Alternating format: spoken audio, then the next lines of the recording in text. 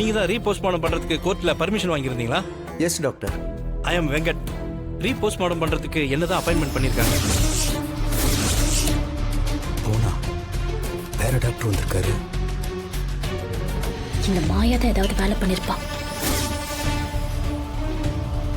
ஏய் மாயா, என் பொண்ணுக்கு கடைசியா ஒரு மரியாதை பொண்ணுன்னு நினைச்சா அதை கெடுத்துட்டியே. எல்லாம் நல்லா இருப்பியா? உங்க பொண்ணோட சாவுக்கு நியாயம் கிடைக்கணும்னு தான் போராடிக்கிட்டு இருக்கோம். சும்மா கத்தாதீங்க. நியாயமெல்லாம் எனக்கு தெரியாது. என் பொண்ணோட விஷயத்துக்கா நீ போராடுற? உன் பெரிய பொண்ணையும் உன் புருஷனையும் காப்பாத்துறதுக்காகத்தான் ஏதோ கோல்மால் பண்ணி ரிப்போர்ட் எல்லாம் மாத்துறதுக்கு பாக்குற. ரிப்போர்ட்ட மாத்துறது, கோல்மால் வேலை பாக்குறதெல்லாம் எங்களுக்கு தெரியாதுங்க.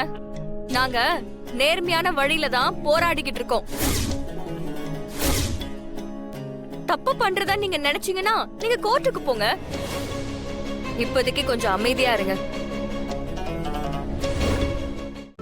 இன்றே டவுன்லோட் செய்து உங்கள் ஃபேவரட் ஷோக்களை என்ஜாய் பண்ணுங்க.